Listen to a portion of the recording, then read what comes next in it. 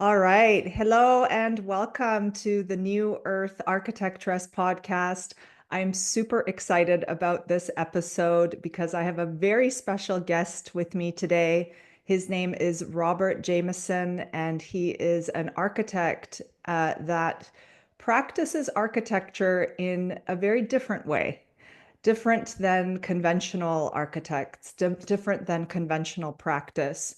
And I'm excited to hear more about his way. And his way involves weaving spirit into his practice.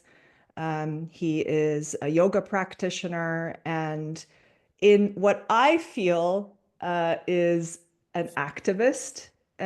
He may not want to use that word. We may dive into that, but has a lot of powerful and important things to say about architecture and the world today. So I'm delighted to have Robert on the show. Welcome, Robert. Thank you. Thank you very much for this opportunity to converse with your listeners. Yeah, yeah. Thank you. Thank you. Um, when I first came across your work, Robert, I think it was on Instagram, and then I dove right into looking at, like, oh, okay, what kind of work does he do, right? The architects, what are his projects, right? So diving in to the website, and then I came across this website that was just not like a typical architect's website. And I loved the collage of you, of about you, and the collage that expressed your works. And there's just this page of moments of your life engaging with human beings, textures, road trip with your motorcycle, parking, right? Model half finished. And I'm going, oh, right.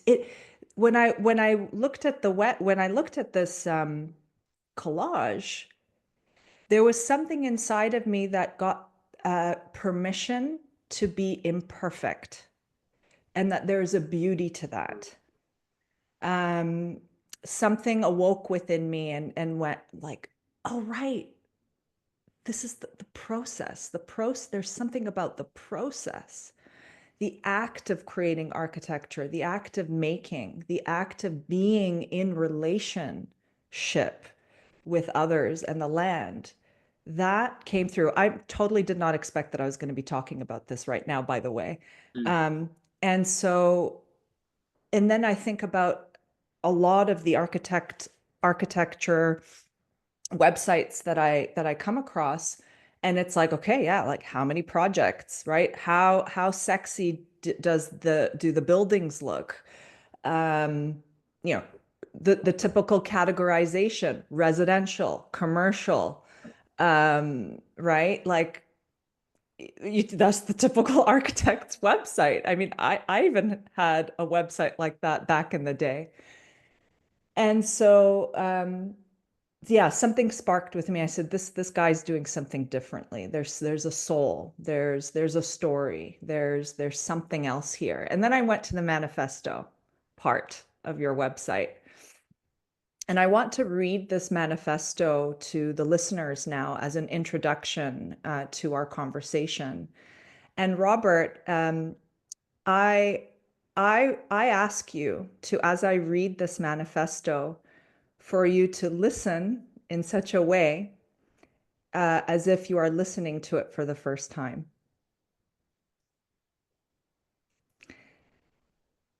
So here it goes. Manifesto. Know thyself. Become unschooled. Become agile. Become discerning. Become the instigator. Become the witness. Become the teacher. Become the master. Become wise. Become fearless. Become free. Become. How? See, know, practice, always and always. And you will begin to recognize truth through discernment. Recognize the mechanism of cultural, social, and political conditioning. Recognize unschooling as the journey to wisdom. Recognize intuition and instinct as guide and guru. Recognize the monumental privilege of life. Recognize your monumental responsibility as spatial creator. Recognize the symbiotic relationship between geometry and life force energy. Recognize all buildings as temples for living. Recognize the revealing of architecture as immeasurable. Recognize architecture as divine engineering. Recognize beauty within construction. Recognize universal law. Recognize the fundamental principles of the energetic universe. And when you are ready, be humble, live with gratitude, protect humanity, know the legitimacy of battle, honor the ever-present now, know thyself.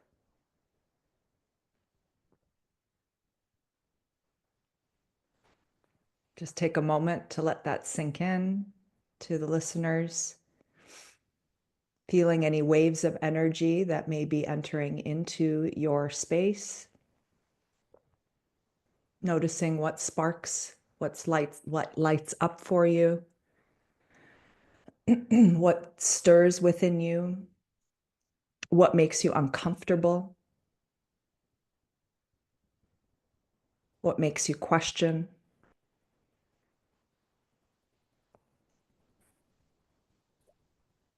What perhaps makes you feel like you're coming home.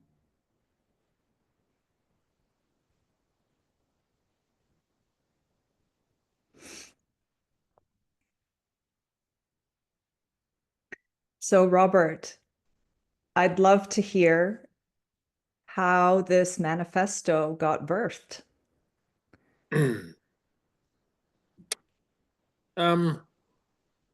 I mean, it's more than just a manifesto of architecture. It's a manifesto of life and living, you know, and I'm still kind of like, in the practice of those words, you know, the gratitude every day, you know, the awareness of the ever present now. I mean, once we understand universe, um, and it's a huge subject matter, of course, and that is what architecture is, you know.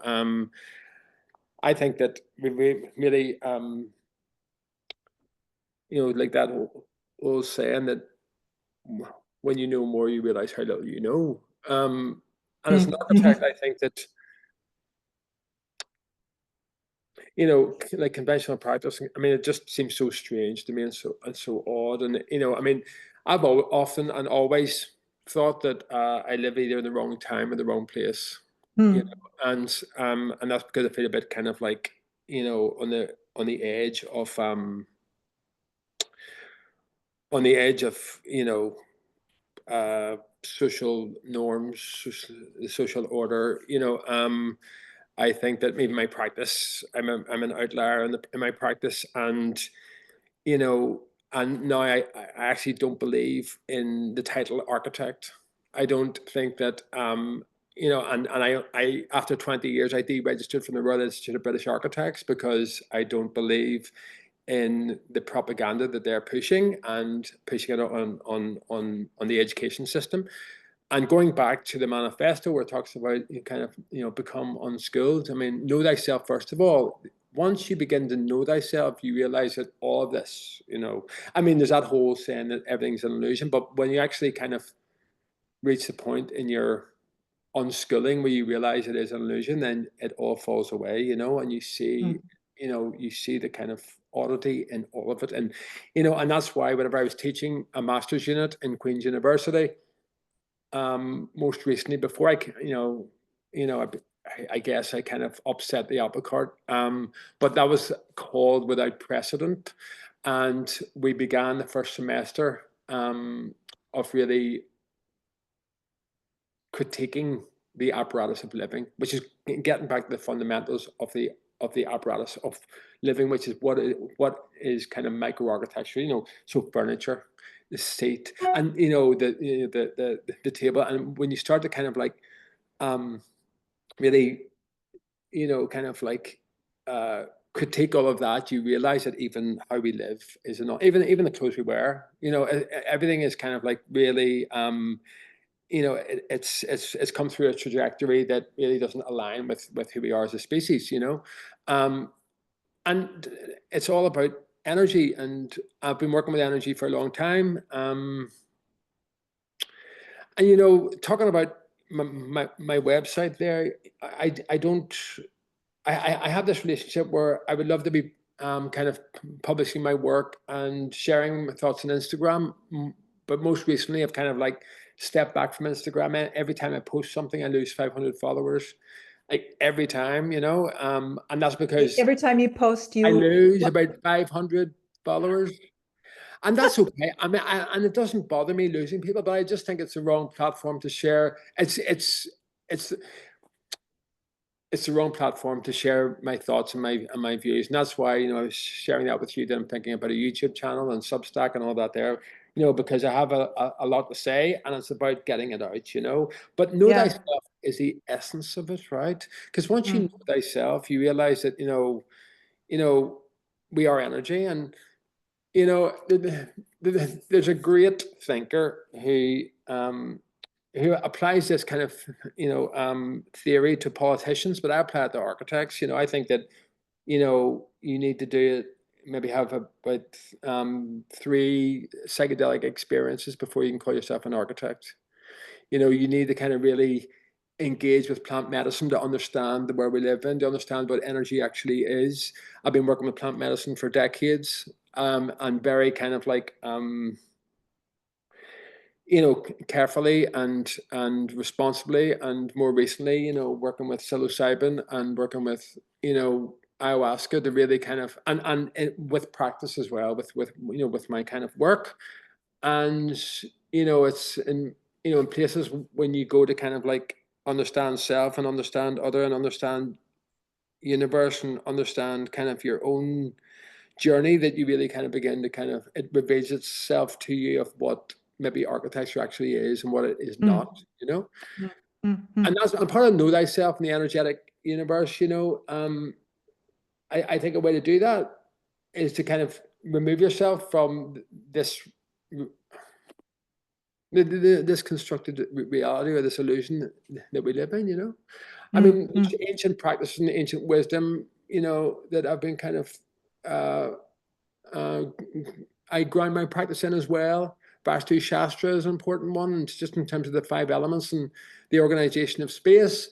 But yet, what's interesting about that is that it sets up a formality, of architecture, which kind of goes against part of me that feels that we shouldn't be so organized and formal. And indeed, my students, I took them to kind of on a field trip to Berlin in search of the non-orthogonal, because I feel is one of my kind of, you know, um, part of my uh, manifesto for residential architecture. It is living within the non-orthogonal. You even talk about that. The kind of the curved form, but also finding the balance between the organic and the structured. That's what I love when you talk about that. It's so key, so key. Yeah. Yeah. It's so important, because it's this Yeah. balance you need to find, this fine line between, Yeah. and we shouldn't be living in these boxes. These boxes have been kind of created they oppress us, they, Yeah. Yeah. and it's just accepted and celebrated. We have architecture that is celebrated and awarded kind of these accolades, and still it's these boxes that kind of contain people. Yeah. Even like there was the Sterling Prize a number of years ago was social housing, and again it had that, kind of Yeah. controlled environment, Completely deadening, right? Yeah. but it was social housing, and that's why it got kind of the accolade. And anyway, so I mean I could go off on all sorts of tangents here, but know thyself is fundamental to practicing architecture. I Mhm. mean, and don't call yourself an architect unless you understand the world you live in, because, and I think that all that, I think it's part of a kind of an interview to be kind of like, in fact, my opinions on losing the title, I think everyone should lose the title of architect and be called professional builders. That's it. And only through a dedicated practice, and by kind of like a demonstration of your built work, can you then achieve that title given Yeah. by practitioners from another jurisdiction. So it's not just your friends patting you in the back and telling you you're doing great and you're awarded. Yeah. Rather it comes from another part of the world. But anyway, so those are my kind of Yeah. initial thoughts, and and maybe Yeah. Robert, I mean, there's so much that we could dive into. There's so much, so many layers to what you're sharing here. And, part of me, as I listen to what you're saying, it's like, yeah, no wonder I felt so out of place amongst the Ontario Association of Architects. I too decided not to. Well, I actually never got my certificate of practice license in Canada, but I am licensed in Turkey, where I live. It's pretty easy. It's too easy actually to get an architect stamp in Turkey, and many of my colleagues complain about that. Right? They yeah, don't have the experience, enough of experience building, putting material together, being on a site and actually physically building. And this is really dangerous, especially more so now that um, the digital world is very much the main platform to create architecture. And I'm not even talking about AI. I'm talking about, like Rhino and all this. These are all super, super great tools. Of course, we can use them. But yeah, I was teaching at a university here in Izmir in Turkey some years back, and I was in shock, Robert. I mean, after being trained in Canada and being trained to work in a wood shop, I used to work with wood a lot. I'm dying to get back to it actually. And and I was in shock. I'm like, where's the shop? Like, where's the wood shop? People, where's the wood shop? It must be in the basement, right? Let's go to there was yeah, no, and I'm not saying that everyone needs to be, working with saws and, building physical models. That said, I am going to be bold here. Yeah, and we need to be working more with our hands and to know thyself, to really understand our capacity, to really understand not only our expansiveness, but also our physicality, our boundaries. It's a healthy thing to be embodied, to really truly be able to create beautiful architecture. I'm absolutely not saying we need to go back to the Middle Ages, back to a master and apprentice scenario, and completely delete the digital realm. I think AI can be super helpful for bringing a lot of ease to generating architectural visions, etc. But there needs to be that balance. There needs to be the balance. And where's the human in that? So I really appreciate what you're saying, because it's like, oh my God, I'm not alone. Like and you talk about the chair, you talk about the table. I mean, I felt like I was in a prison, and I suffered from chronic illness working years at architecture firms. I went to a great school, University of Waterloo in Canada. We were fortunate to be able to do co-op, which is internships 4 months, and then go back to school 4 months, 4 months this one. So we would travel and work at various offices around the world. Super amazing. Got a Yeah. lot of practical knowledge at an early age. But okay, going back to the chair, the forms, the constructs.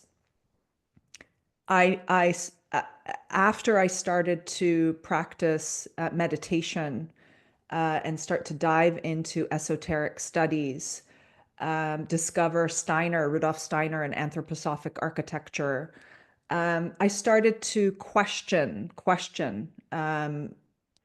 the environments that we are being educated in and being in some ways forced to work in. The 9 to 5, even the 9 to 5 paradigm is just a whole other, it's not even 9 to 5 with architects. It's like 9 to 8 p.m.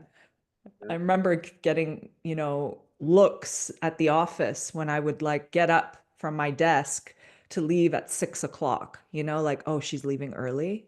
Like, fuck you. Come I on. remember, I remember, getting a couple of A1 sheets to pull over to me to sleep under the. You, Mm. Robert, I did not do it. I refused. I So did. many of my friends got the mattresses under their desks. Yeah. I refused. And I Well, said, no, I'm just going to wake up at 5 a.m. in the morning, yeah, open the studio windows, yes, and get some fresh air circulating. yeah, yeah. It's an interesting, it's an interesting kind of place, and the culture of architecture schools. I think architecture schools are toxic. I think academics are petrified of losing their positions. There are academics who don't even like building.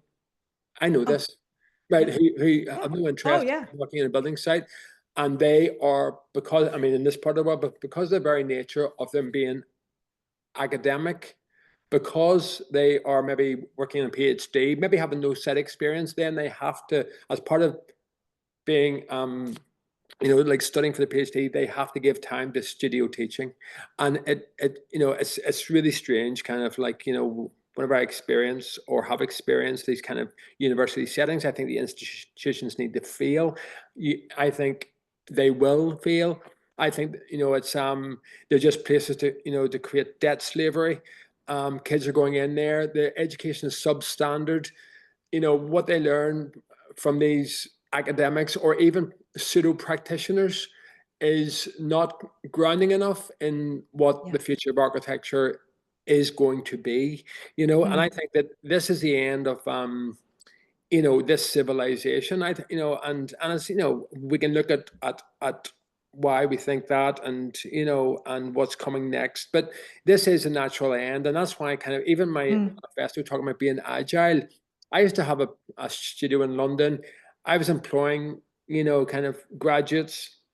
2008 with the crash, I was kind of working in a building site, laboring 3 days a week to pay for the closing of my practice before I then closed my practice and didn't open it until for 10 years, because wow. I traveled for many years, and Yeah.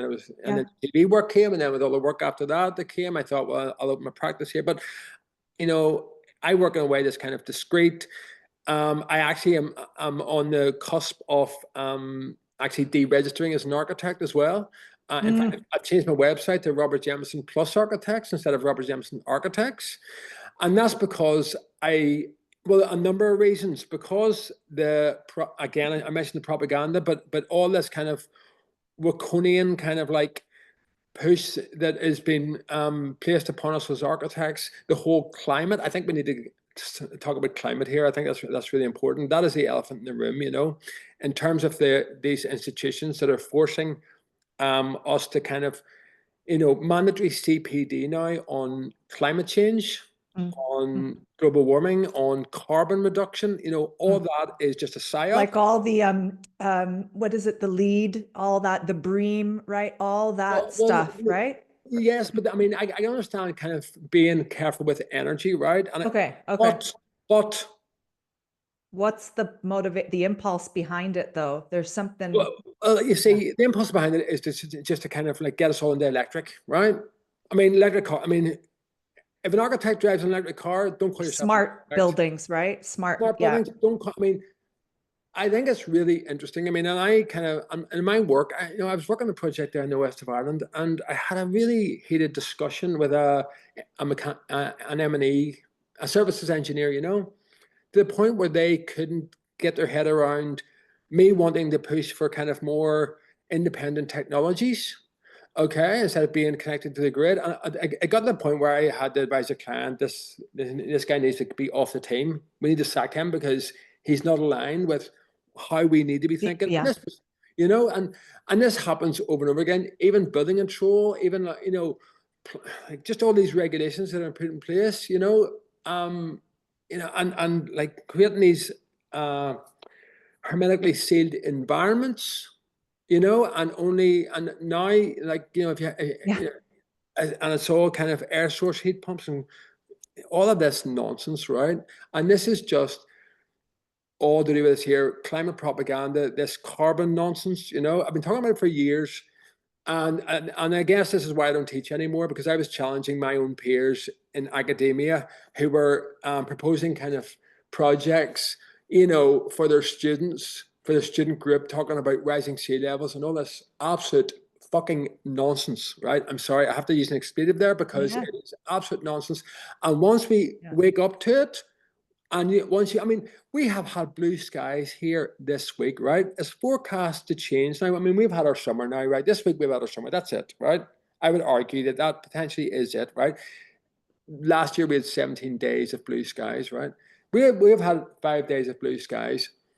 This morning I'm out grounding myself with my coffee at 5:30 in the morning, getting the kind of pre-sunrise light, and all of a sudden you can start seeing these chemtrails, right? We can talk about chemtrails, no problem. We Yeah. know, like, Yeah. the information is out. We know that, like, this is just kind of, a way to, they talk about geoengineering. It's on websites, where Yeah. they can be form. It's all nonsense. We don't need to, like, create the cloud because of the global warming. We know the globe is not warming up, and we need to just push back against this. And it's happening naturally. This is the thing. It's happening. I think people are waking up to it. I mean, post all that COVID nonsense as well, and all that. I mean, that's another thing. We'll not get into that.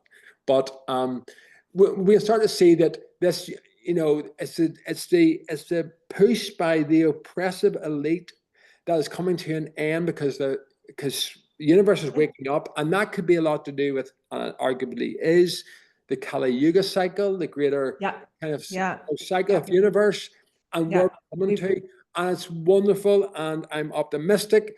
But we have to go through a lot of more, and the destruction of what's happening, and the crash of the economic system, and it's all happening like as we speak. I mean, I've been yeah. waiting for this moment for about 8 years.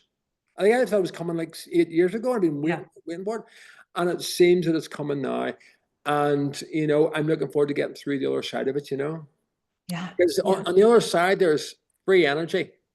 Free energy exists, Yeah. and on It the other exists. side, with free energy, then we can bring ourselves out of poverty, and we can build, and we can, and it doesn't Yeah. have to be these controlled Yeah. environments, and it doesn't have to be developers who are just, Oh, you know. yeah. Anyway, Robert, that's a bit of a rant. thank you Sorry. for your fire. Thank you for your boldness. Thank you for speaking your truth. Thank you for waking us up, waking, waking us up, waking us up. And we need to be woken up. We need to be woken up. The whole climate crap is bullshit. Mm, And if we part of the sacred blueprint impulse that came to me, Robert, and I'm uncovering more and more of it, just like you just shared with your manifesto. Like it's there. I birthed it, and it's a daily practice to be in integrity with it. And so for me, the sacred blueprint that I birthed, this is a design modality that I started to create about a few years ago. This was before COVID. It started to come to me in dreams, and a totally new way of leading my clients through like a co-creative process of birthing a building, birthing a site, birthing a garden, in co-creation with the land. And my guides, the angels, cosmic beings, nature spirits, they've all asked me to bring them to the design table. Table, that's a term. More like the floor. Now I got rid of my chair, I got rid of my desk. I've got cushions all over the place. I'm completely restructuring the way I am with my body as I create. But what you're talk as you talk about all these distortions in society, these lies, these false constructs, you know, what's missing there, and I know you truly know this with your heart, is this this knowing that the land is a living being, that we are in we have a responsibility to be stewards of the land rather than owners of the land. I mean, we could also get into a whole topic about ownership and property, right? I Yeah. mean, I'm questioning a lot of this and looking at how to even restructure my business. And yeah, so that's a whole other rabbit hole we could get into. But you know, this if we were in right relation with the land, like our, you know, indigenous brothers and sisters, and we don't even have to bring up the topic of only indigenous peoples, but you know, um, ancient You, you, cultures, a lot of you, them knew this, and yeah, Mother Earth. I mean, being in conversation with her, she's going through a huge birthing process right now. She knows what she's doing. She knows what she's doing with the volcanic eruptions, which, by the way, create a lot more CO2 than, yeah, we know that. Yeah. right? Oh, I saw I an mean, I'm not good with numbers, Robert. You're better with that stuff. I mean, I think that comes with the divine masculine. I'm such an intuit, right? And so I yeah. can't remember numbers, Is like, there a you point know, zero four? facts and figures and all that, but I feel deeply, and I Mm. know when something's not right. So thank you for speaking to that. And it's time. It's time to shed the lies. It's time to I'm just picturing like a derobing of some kind, like just taking off the unnecessary the false programming. Yeah. It's interesting though, whenever I speak to people about this, and I've got friends who are kind of like more esoteric, and they're like kind of like they see the end of something and the beginning of something else also, and but they speak in a different language. I mean, it's really interesting. I mean, Ireland, the oppression of Ireland. It's just talking about land, right? Ireland has been oppressed. Like the Irish were the first slaves, right? That's Yeah. that's a Yeah. fact, Yeah. and Ireland has been oppressed for a very long time. It's such an ancient land. Now, I grew up on the loyalist side of, right. So I grew up in a loyalist environment, loyal to the like all this fucking bizarre. Like when I look back, I'm almost embarrassed, right, to be to have grown up in a loyalist community, loyal to an oppressive elite, right. And then when you realize that, and now I'm an Irish patriot. I'm a and it's really interesting. Like whenever actually, and this kind of these moments throughout my recent history. I mean, I was kind of I was at a protest, and I had my son on my shoulders. It was a protest against vaccine mandates, and Yeah. there was a staunch loyalist to my right and a staunch nationalist to my left, but they were talking the same language, and there's a real epiphany for me there, to realize that like we need to we need to be free, and we need to be free of not only the oppression that's coming from Whitehall in the UK. I'm going to talk about Ireland here for a moment, but also the oppression that's coming from Europe through the south of Ireland, because like Ireland is Through being the destroyed through the what in through Europe? the south, through Europe. I mean, Europe's the oppressive, like the EU is the Oh, the oppressive EU. force Yeah, here, yeah, yeah. right? And they have like Ireland was on the brink of third world economy status back in the 80s, and then the EU pumped loads of money, which then compromised them all, and then like so they were indebted to this kind of ongoing kind of like oppression that and it's interesting Ireland and this kind of the island of the island, and there's fascinating history, and it's an amazing place, and it's been kind of like scarred. I mean, even when you think about the celebration of St. Patrick, okay, and they teach our kids. I mean, talking about the unschooling aspect of this, I have a 3-year-old and an 8-year-old and a 14-year-old, and I kind of like it's almost like you have to unschool them every weekend, just to kind of like find Just out what they've been learning, and then kind of just kind of throw some little kind of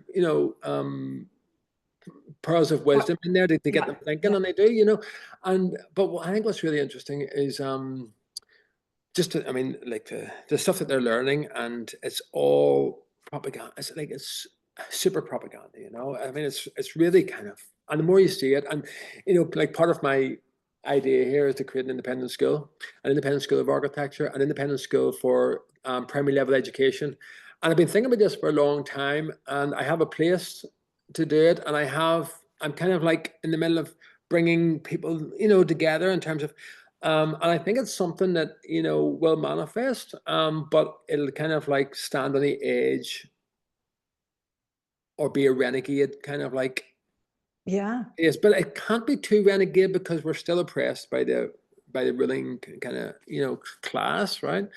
Um, so there's all those kind of things, to navigate. But I was getting to the point there about like the education system and the need to kind of rethink like primary level education, and the oppression of the kids, because it's kind of ongoing, and unskilling is important. Sorry, I was getting a point there, but I got kind of deflected into I know. There's so many other thoughts. thoughts there, but Can be a challenge to stick Ireland, to one Ireland. track.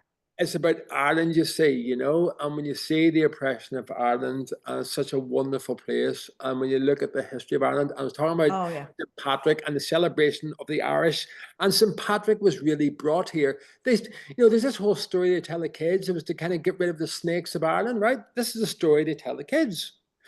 Well, who were the Right. And snakes? the snakes of Ireland, are they the dragon energies? They're the Druids. They were the The indigenous. druids. Okay.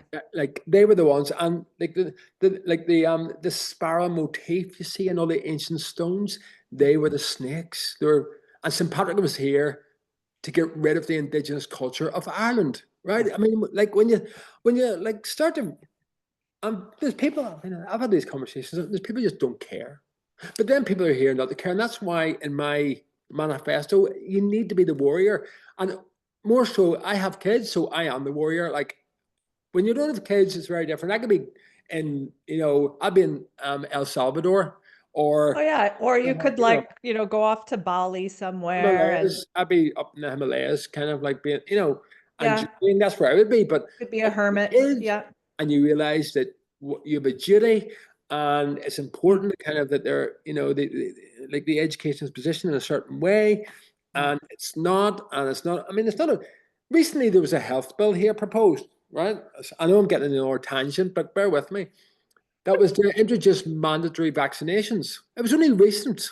Mandatory vaccinations, right? I mean, I'm not getting the vaccinations, right? But people don't like when you're having this conversation, people aren't aware of it, and they're just trying to push through this whole, and then you realize they're compromised, those politicians are compromised by the World Economic Forum or by whoever it is, and they're being paid, but the structure is collapsing, and it's wonderful. But it'll take a warrior energy to stand up and fight, and there's going to be a fight. There will be a fight. It'll not be pretty, and it's going to happen pretty soon. I would Yeah. suspect, Yeah. Yeah. Ralph Steiner talks about, that there's still gonna be some time. We're gonna go through some dark ages, but it's okay. It's Hmm? okay. Okay. It's what you're talking about that, okay, yeah, it's collapsing. I mean, there are, a lot of spiritual people right now, we're ascending and it's true. Okay, this is all great. And we've got to be careful that, we don't get into this whole rainbow, it's all rainbows and butterflies kind of live like, because we can be really removed from the reality of, what is actually going on around us. Um, and yeah, the systems, they're collapsing. And, the organizations who are repressing us, repressing our magic, repressing our intuition, repressing our access to free energy, repressing, right? I mean, we could just go on and on, repressing our right to um, We live how we choose choose. how we want to heal our bodies. Yeah. I mean, it just keeps on going on and on and on. And it's absolutely connected to architecture. And Mm. what I would love to hear from you, Robert, is okay, it's collapsing. What's And what's next? okay? How can we build an architecture to help us know ourselves Okay. and free ourselves from Okay. these Okay. Well, constructs? first of all, right. First of all, we need to heal ourselves, or we need to Hmm. understand the matrix, and we need to heal ourselves because there is no or see the reason why my kind of work has. I mean, I have projects. I've got wonderful clients, right? And it's discreet and it's quiet, and I'm working, and it's wonderful. I have wonderful clients who have come to me because of how I think about the world I live in. I've got a wonderful project in you know outside of the UK and Ireland, right? They're all kind of over the place, yeah. And Okay, that's yeah, awesome. That's great. I was wondering about that. Yeah, like if you're actively yeah, practicing still now. yes, Yeah, yeah. I yeah. mean, and I collaborate with I mean, I just had a model arrive from Hong Kong for a project, and because I get models printed and things like this, because I work, I'm agile. I get in my manifesto. I don't have a dedicated kind of like studio practice structure. I spend a lot of time with my family, and I I work at sunrise, and I work at I'm kind of agile, and I want to just go with the flow of the The energy of life, flow. right? Yeah, Right. yeah, In terms of projects, right? Okay, so for me, the Holy Grail of architecture is, and Angie, I've been trying to work through this with AI, but it hasn't worked, right? Because AI is just what exists and what is inputted. It's not this sentient thing that can kind of create and think, right? Thank So you. I would like you to repeat that. It is not a sentient thing. no, Yeah. it doesn't Thank mean, you. don't Yeah. worry about AI, right? Worry about the people who are inputting the information, right? Right. Right. So, and I've talked to AI about about various kind of ideas and thoughts I have. And for me, the Holy Grail of architecture is when we can create a transparent, insulated fabric that we can drape over the natural or man-made environment. That is it. Okay. And what I mean by that is, instead of like these, and I'm sure there are technologies that are pushing towards this, because I mean, and this has come to me in my kind of work with plant medicines, and I have sat in the natural environment and observed the creation of this on numerous occasions over and over again of this kind of like type of material. So so we can live in the natural environment, essentially. We don't have to worry about, climate. I mean, I'm talking about in the cold climate, in the hot climate as well. So there would be a different way of addressing that climate or the insulation property, right? But we need to live in the natural environment. We need to, I mean, the man-made environment, like, is arguably horrible, right? I mean, cities are, for the most part, I mean, provincial towns and cities can be kind of really toxic, uncomfortable environments to be in. Belfast has been vandalized by developers. All of this, right? Now, I think that having this environment where we can, imagine kind of like kind of a woodland that can be draped with a transparent structure, almost like a biosphere or a Mm-hmm. geodesic dome, right? Hmm. But it's Hmm. something Hmm. where we can enjoy the natural environment, and then within that natural environment, we can build structures that we can occupy further. So it's not just about, Mm. it's about getting the shelter. It's about kind of dealing with the the elements, and Yeah. then about living within, and creating microclimates, and then being the all this here, right? Now, in terms of my own work, I am exploring these ideas as well in my own projects, but I'm also kind of like, in my manifesto of residential architecture, it's all about life happens on the floor, for example. That's a really important one. As you've just spoken about, we need to be on the floor. Like living in a non-orthogonal environment, you know, so all mine kind of explore this, you know, and I talked before about the ancient wisdoms, right, of kind of very formal systems, right? Even, you know, and you know, like spiritual geometries, right? But I read a passage once that talked about how when we intuit, our intuition really transcends that, and that's really important to understand that, you know. So there are these systems in place and these kind of ancient, you know, texts that we can read, but if it isn't felt, then it's not right. Yeah. And that's Yeah. why I kind of like put that all aside and I just journey through. And I'm working, I mean, I kind of have a project I'm working on, which is kind of, it's a challenge, right? It's got so many conditions, and so it's a wonderful project on an amazing cliff edge, you know. But it's the challenge of dealing with all these different, you know, environmental conditions. And what I mean by that is, for me, the best architecture is that which dissolves, which you don't actually experience because it gives way to life, right? And what Mm. I mean by that is that, and I mean, there's another component of my manifesto of residential architecture. You know, I mean, I could go on and on here, but in terms of repeating life, it means that when you're in relationship with yourself or with another, that is the architecture becomes a shelter and provides the space for that. So you're getting the right light, the right condition, all of this, right? And for me, the best architecture is that which is non-prescriptive. So we Mm. don't need to build a school. What about we build a theater and then call the school? What about we build a school and call it, you know, shared living? What about so there's even this idea of typologies, right? Right. That's why my work or my uh, most recent like master's unit, it was called Without Precedent, because Mm. what's a precedent of a kindergarten? It could be a zoo, it could be a Right. circus, it could be any of these, right? So it doesn't. We just need to create environments to be appropriated or occupied, right? And that is the future of architecture, and that is sustainable architecture at its supreme. Because if you Yeah. create a building that is unprescribed, then it can be anything. And where I'm sitting right now, I proposed a project that was a vertical, almost ashram. Okay, Mm. but an ashram in the sense that it had a series of spaces of different sizes. So the cellular units. It also had kind of more, you know, collecting spaces. But it was designed in such a way, it was vertical, it had a double helical staircase, and then it had a step section, okay, between every floor, which meant that it had three forms of movement through it. But because of the nature of how it was designed, it could be occupied by one kind of entity Mm. or 17 different entities, right?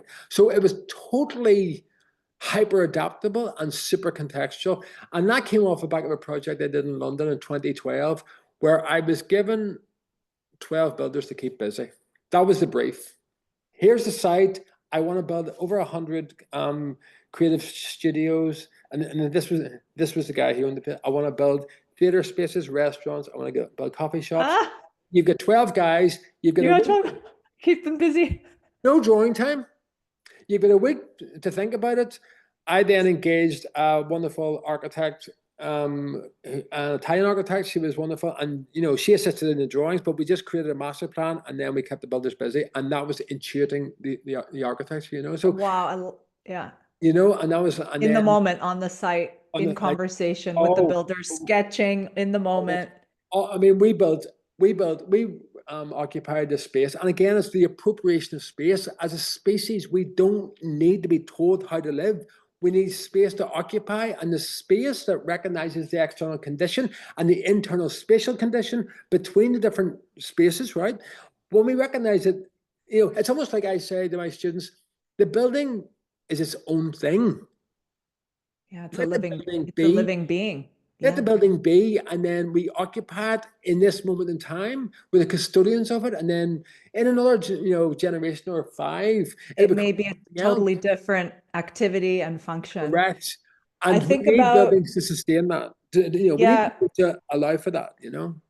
yeah, I think about there's some moments of where I've experienced the livingness of these buildings that are beings. In one in Rome, when I studied there, as well as a mosque where in a neighborhood that I used to live in Istanbul, um, which was the local hangout cafe place. And then there are a couple like appropriate maybe some offices or bookstore on the ground floor, and but then there's an entrance to pray at the mosque, but then and then there's all these makeshift like shading elements and stuff that get taken out dependent on like the time of day, and it's the local hangout, right? And so there's this, we say karma in Yeah. Turkish, like it's a mixed use, and you can see it's a living thing. There's a living building, and there's examples of this in Rome, also in Berlin. Actually, I'm just thinking about there's a great squatters building.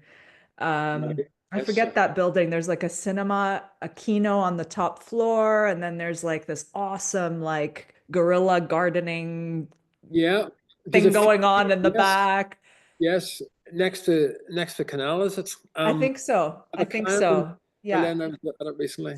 Yeah, I hear you on that. I mean, I do feel there's a yeah. I mean, there's so much about what you're saying. What I feel the risk with that though can be, I mean, I had a flash of this project where, if architecture is dissolving, I wouldn't want it to dissolve to a point where it just turns into like an architecture of mirrors. Do you know what I mean? Like where it's like the architecture, there's some buildings I've seen like where it's just a box and it's a mirror. And so it's just mirroring the Yeah. the trees. Yeah. That to me, there's No, something unsettling about that. So, I and I mean, don't think that that's what you mean. no, no, no, not at all. I mean, but our social order is dissolving. It's not just our architecture. Everything is dissolving. Everything is dissolving, Yeah. right? And then what will become of this? Okay, so this is my take on what it'll become, right? Or for me, the future of architecture is engineering.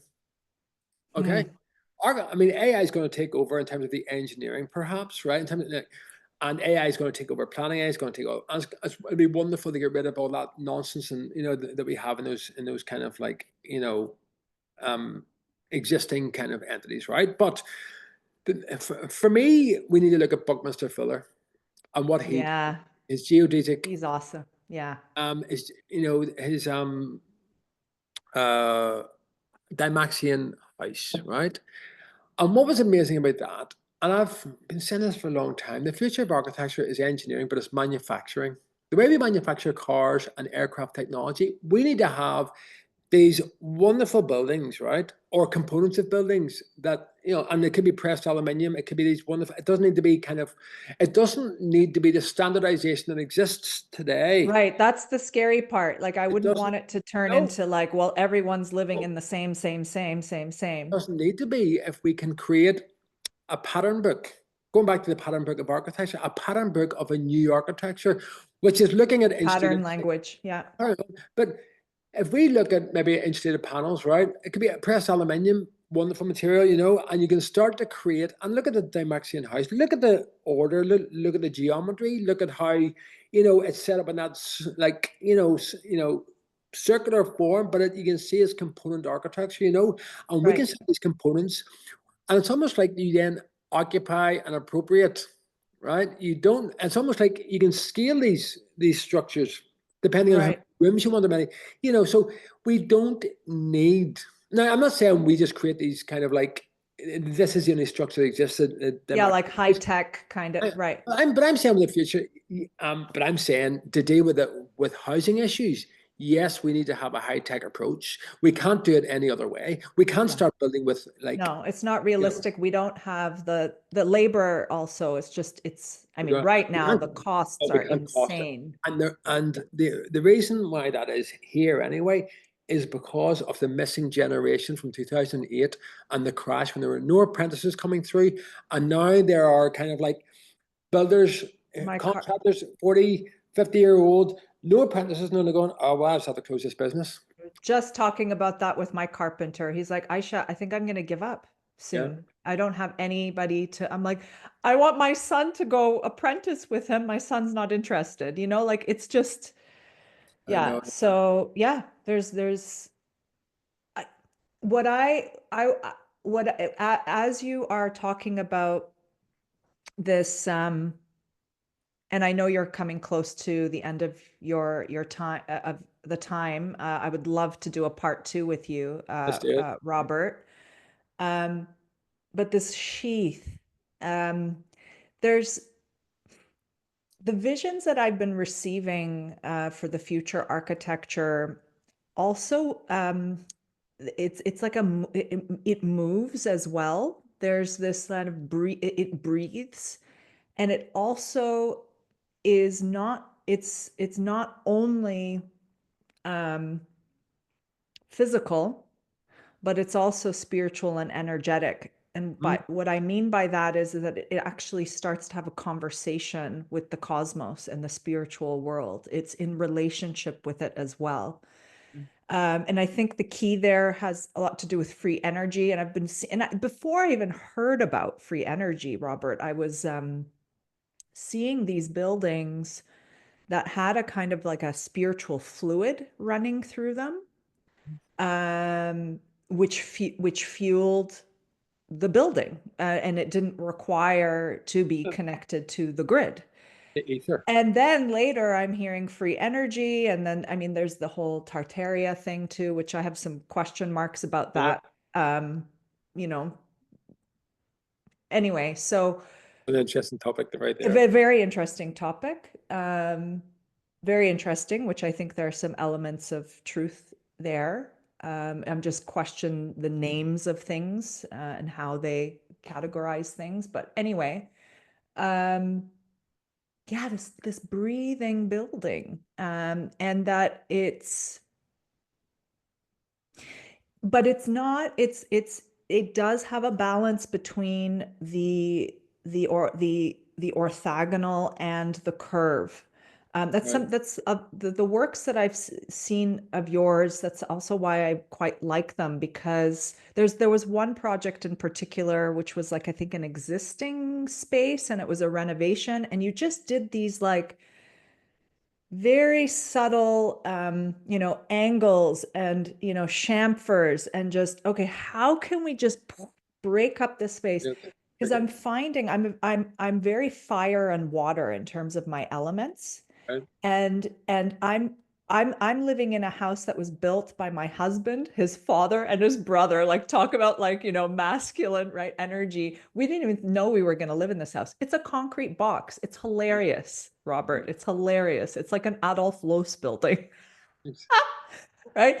But now I've come in to bring the feminine into this house, and I'm very much enjoying it. But what I'm noticing too is that the orthogonal is actually grounding for me. And so I think and there's my feminine who wants to, move and dance and flow, right? Also rejects a lot of the corners as well. So it's Yeah, like that, it's that balance between the masculine and the feminine, which I think is, you can find them at sweet spots, at power places, this harmonizing energy, which requires the balance between the two. Otherwise, we can also get a bit too spinny in spaces if we yeah, go too organic, which we can see in a lot of, of famous course. architects' work Yes. these You know, days. this, It oh, just gets off, right? It's like, well, what are you doing? I'm going to do this, and then I'm going to do that, and then I'm going to. yes, exactly. Well, let me just share a comment on that, in terms of finding a balance there, because I've been working with the kind of like the remaking of existing residential projects for many years in terms of in a consultation kind of process during COVID and all that. But what because we live in or we live in boxes and I was trying to break that box, right? If we can't break the box, we can still break the energy within by introducing a non-orthogonal form. And I've been working with the table a lot for years, and just there, I commissioned wonderful carpenters to create a new dining table for us, and it's like like three legs. It's kind of about 2.8 meters long. It's triangulated in form with three legs, very soft triangle. My father is 90, he's coming 91. He was there at Christmas, and Oh, wow. he still talks about this table. Even I was with him last night, and he still talks about this table. He said, "There's just something about that table." I said, "Yes, it's the energy around the table, right? Because what is it's a soft isosceles triangle, and then I have another. I created another kind of island unit. For me, the most successful island unit is that which doesn't have storage below. So this is I call it a high table. Again, no prescriptive kind of like way of thinking about it. So it's not an island. It's a tall table, right? And again, three legs, but it's more of a right angle triangle, a soft right angle. And Yeah. Yeah. it has transformed how we live. And Wow. that brings the feminine, in my opinion, into a masculine space. And then corners in the kitchen, we put a new kitchen. And rather than having a corner in the kitchen, we have a stone, carved the stone so it's a Yeah. curved corner, and just those simple things can Just those simple things, doesn't it? Yeah. transform an orthogonal space into something that's very harmonious. Wow, that's so beautiful. Yeah. And I find that what you're talking about is actually the human Mm, rather than correct. only copying nature, which can also be dangerous with this biophilic architecture, in my opinion. Yeah. We're bringing something that is, um, and I don't want to say more than because nature is just wow. I mean, really, she just blows my mind, right? But there's this quality if we want to know ourselves to build, like the way you're speaking, there's this humanness to those forms, which of course is very connected to nature. Absolutely, we are not divorced from her. But wow, yeah, so powerful. Well, here, let's continue this conversation. Well, like, let's do a part two. I'm very open to that. I think like 1 hour is just kind of not enough to get I into. know it's just so limiting. Yeah, I know, and I yeah. think long form is always the way to go. But I must run. I've got a mountain of things to do, and Thank you so much for your time, Robert. And I'm eager to hear more about your spiritual practice in yes, part two, as well yes, as your travels in yes, India and perhaps other places. yes. And I'm really eager to hear more about what you're up to, what you're creating. Thank you so much for your time. Thank you, Aisha. Thank, Yay! All right. thank you. I, Um, I that's wonderful. Listen, I mean, we didn't even touch on our I architecture. know. We Just didn't even touch on it. But I mean, I'm very happy to kind of like have another one with you. No okay, problem. awesome.